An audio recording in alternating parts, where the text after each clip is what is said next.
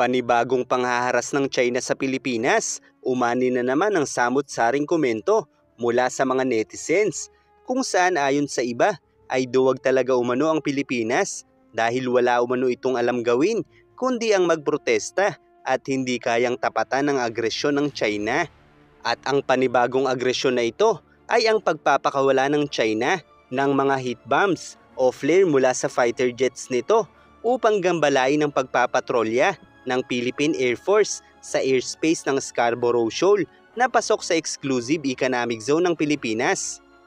At sa pangyayaring ito nga ay nagkaroon ng radio challenge ang magkabilang kampo at kalaunan ay kinundina ng kasalukuyang Pangulo ang aksyong ito ng mga Chino. Gayunpaman ang ilang Pilipino ay tila nakukulangan sa ginawa ng Philippine Air Force at ng ating gobyerno dahil wala umano itong ginawa para tapatan ang ginawang ito ng China. Pero sa maniwala ka man o hindi, ay malaking pagkatalo sa panig ng China ang pagiging kalmado ng Philippine Air Force sa tagpong ito dahil ang nakikita lamang ng mga ordinaryong Pilipino ay ang visual o lantarang kabastusan ng mga Chino, samantala ang Pilipinas ang maituturing na panalo sa maituturing na psychological warfare na ito na ginagawa ng mga Chino. Sa madaling salita, kung bastusan ang pag-uusapan ay walang duda, panalo ang China dahil talaga namang mga bastos sila. Subalit sa tema ng psychological warfare na ito ng China ay malinaw na natalo sila sa pagiging kalmado ng Pilipinas.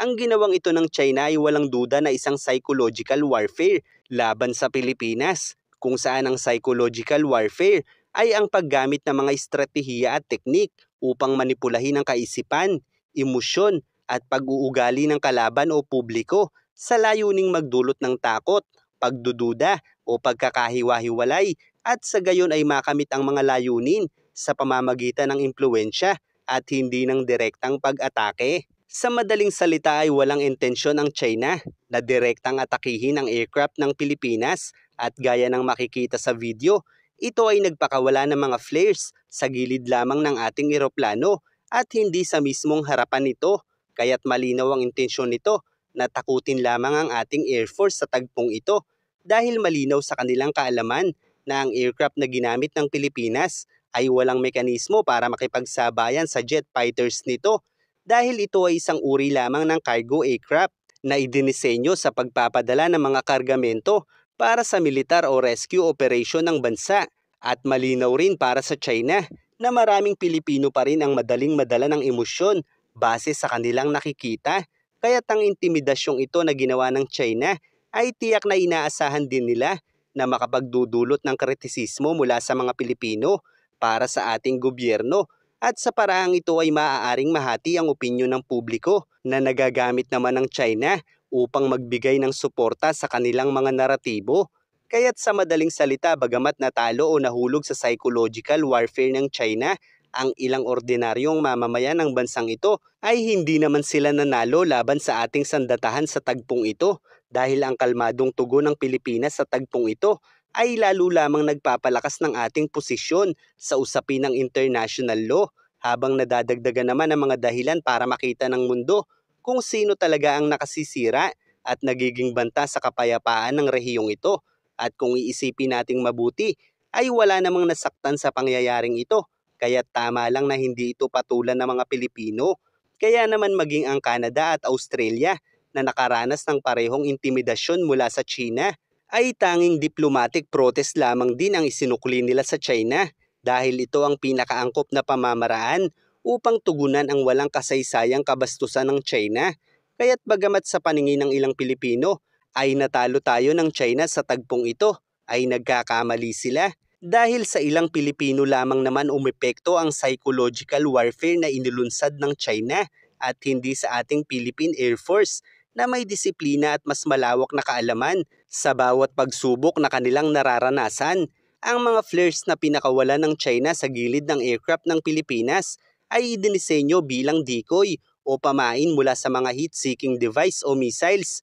kung saan kapag ang isang heat-seeking device ay tinarget ang jet fighter ng China, ay maglalabas ito ng mga flares upang ito ang magsilbing target ng missile, imbis na ang mismong jet fighter ng China. Kaya't ang paglalabas na ito ng flare ng China sa gilid ng aircraft ng Pilipinas ay malinaw na isang kahangalan dahil ang aircraft na ginamit ng Pilipinas ay walang guided missiles o ano pa mang sandata na makapagbibigay ng panganib laban sa jet fighter ng China. Kaya't sa tagpong ito ay malinaw sa internasyonal na komunidad na walang dahilan ng China para gamitin ito laban sa Pilipinas. Kaya't malinaw na ang China ay nakasisira sa kapayapaan ng rehiyong ito na naglalagay naman sa posisyon ng Pilipinas na nagsusulong naman ng kapayapaan sa kabila ng kahangalan ng komunistang partido. Kaya't dapat ay mas maging malawak pa ang kaisipan ng mga Pilipino dahil ang totoo, ang ilan sa ating kababayan ay patuloy pa ring natatalo at nahuhulog sa psychological warfare ng mga Chino.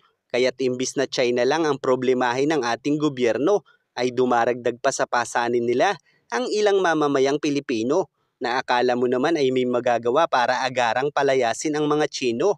Well, ano pa nga ba ang i-expect natin kung mababaw ang critical thinking ng ibang Pilipino? As usual, gaya ng China, ay kabastusan lang ang alam nila, kaya't dalang-dala sila sa kabastusang ginagawa ng China at hindi nila nakikita ang isang tunay na labanan sa pagitan ng Pilipinas at China. Ang akala kasi nila ay ganoon lang kadali mabawi ang mga isla at ganoon lang kadali palayasin ang China dahil hindi nila kayang arukin ang mga posibleng consequences na maaaring maidulot ng isang kahangalan gaya ng iminumungkahi nila, lalo na sa tagpong ito na bakit daw walang ginawa ang ating gobyerno at puro diplomatic protest lang daw ang ginagawa nito. Gayong maging ang Australia at Canada na may kakayahang makipagsabayan sa China ay diplomatic protest lamang din ang ginagawa nila dahil malinaw na kung papatulan ninuman gamit ang karahasan ang kababawang ito ng China ay lalabas na ang bansang gaganti ng agresyon, ang lalabas na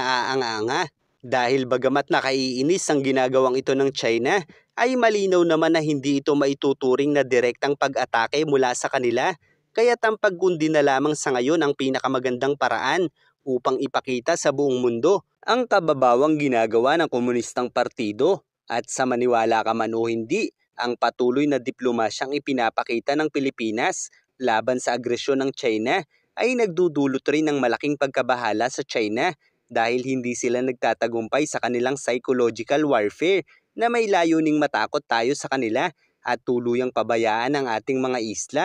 Kaya't kung naiinis man tayo sa kanila, ay siguradong mas naiinis sila. Dahil sa kabila ng pagiging salat sa kagamitang pandigma ang Pilipinas kumpara sa China, ay wala pa rin silang magawa para patahimikin ang Pilipinas sa panahong ito na nagawa na nila noon sa mga nagdaang pangulo. Kaya't malinaw na sa administrasyong ito ay malinaw na nagagawa nating kontrahin ang psychological warfare ng mga Chino. At kung sakali mang maglunsad ng conventional warfare ang China laban sa Pilipinas, ay tiyak na nasa magandang posisyon na tayo dahil tayo ang malinaw na nagsusulong ng kapayapaan sa mundo. Kaya't ang isang direktang labanan sa pagitan ng China at Pilipinas ay tiyak na pagsisisihan ng komunistang partido dahil malinaw na sila ang banta sa kapayapaan ng mundo na tiyak ay makatitikim ng masalimuot na kaparusahan sa maraming bansa sa mundo kung direkta silang aatake sa mga Pilipino.